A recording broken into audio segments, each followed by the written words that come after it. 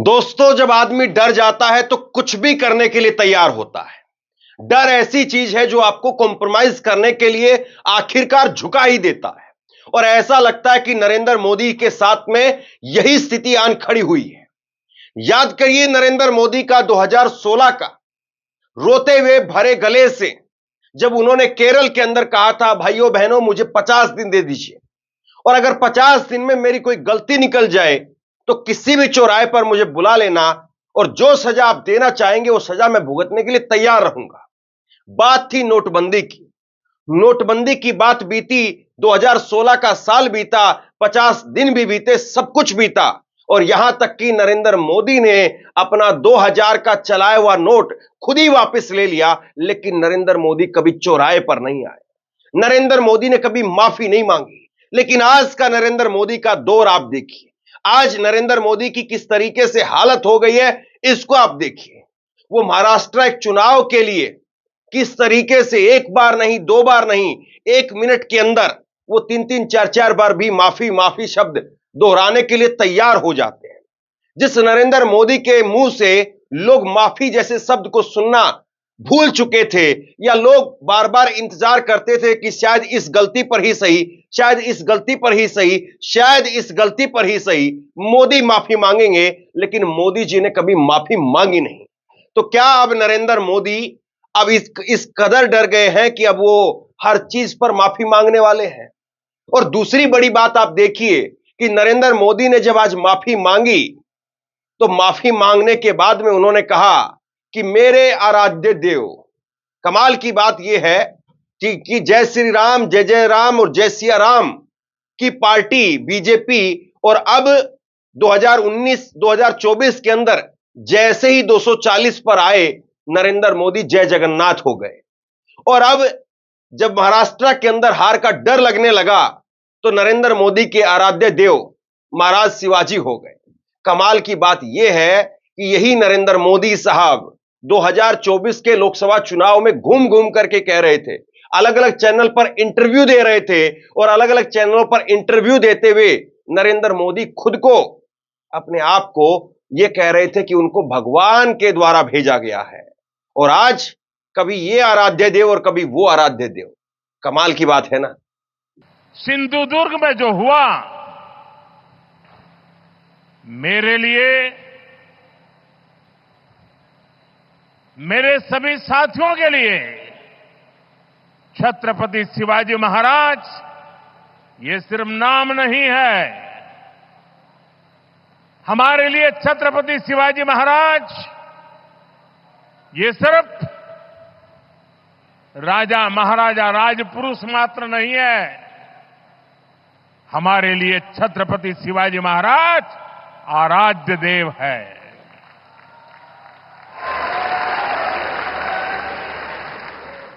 और मैं आज सर झुका करके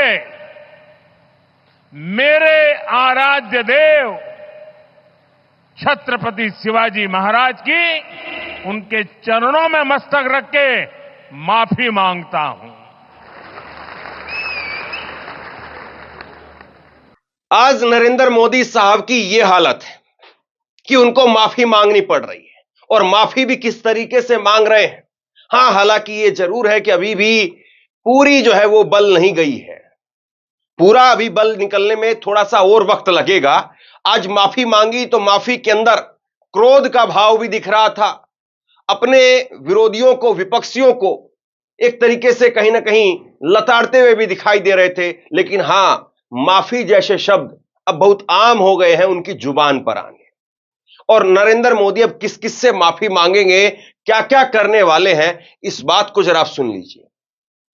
नरेंद्र मोदी जी ने अभी तो माफी मांगी है महाराष्ट्र चुनाव को लेकर के, लेकिन महाराष्ट्र चुनाव आप बीतने दीजिए, आप हरियाणा का चुनाव भी बीतने दीजिए, या हो सकता है कि हरियाणा के चुनाव में जाकर के ही, मैं बड़ी बात कह रहा हूं, आप देखना, हरियाणा के चुनाव में भी नरेंद्र मोदी हो सकता है कि जाकर के माफी मांग लें अग्निवीर के नाम पर, और यह कह दे कि सरकार अग्निवीर को लेकर के चर्चा कर रही है, अग्निवीर में जो जो बदलाव संभव होंगे वो बदलाव हम करेंगे। क्योंकि हरियाणा में अग्निवीर बड़ा मुद्दा है, और हरियाणा के साथ साथ बाकी के प्रदेशों में भी, खास तौर पर उत्तर प्रदेश में आने वाले विधानसभा चुनाव तक अगर यह अग्निवीर वापस नहीं हुआ तो यह अग्निवीर एक बहुत बड़ा मुद्दा बन जाएगा। और अग्निवीर पर केवल गाड़ी नहीं रुकने वाली है, अग्निवीर तो एक बहुत बड़ी शुरुआत है। जातीय जनगणना पर हो सकता है कि मोदी जी यू टर्न ले लें, लेकिन जरा आप कमाल की बात यह है कि नरेंद्र मोदी साहब किस किस के लिए माफी मांगे। उनकी हालत तो अब ऐसी हो गई है कि गुजरात मॉडल का जिक्र नहीं कर पाते हैं। गुजरात मॉडल में मैंने आपको दिखाया था, खबर दिखाई थी कि गुजरात में इतनी भयंकर बड़े तरीके से बाढ़ आई हुई है और गुजरात मॉडल की पूरी तरीके से पोल खुली हुई है, लेकिन मजाल कि गुजरात मॉडल की अब कोई बात भी कर ले, नरेंद्र मोदी ट्वीट करना तक भूल गए हैं गुजरात को लेकर के। और ये जो माफी मांगने का दौर है, नरेंद्र मोदी का जो माफी मांगने का दौर है, ये माफी मांगने का दौर आप देखिए कि महाराष्ट्र को लेकर के आया है, वरना अयोध्या में भी तो गड्ढे पड़े थे, अयोध्या के अंदर भी तो स्कैम हुआ है, घोटाला हुआ है, तभी तो रामपथ बनाया गया, उस रामपथ के अंदर भी गाड़ियां अंदर ही धसक गई, लेकिन तब तो माफी नहीं मांगी गई। ये माफी है चुनाव की, ये माफी है चुनाव से हार के डर की।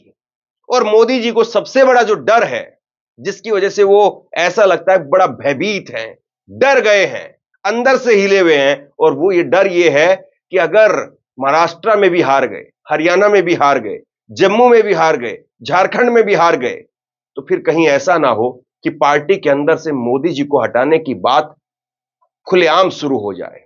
और मोदी जी को कुर्सी से हटाने की बात अगर शुरू हो गई और मोदी को अगर कुर्सी से हटना पड़ा, तो यकीन मानिए आप कि मोदी जिस दौर को छूना चाहते थे, मोदी जिस इतिहास को छूना चाहते थे, वो इतिहास उनके रहते रहते खत्म हो जाएगा। और इसीलिए मोदी माफियों पर आ गए हैं।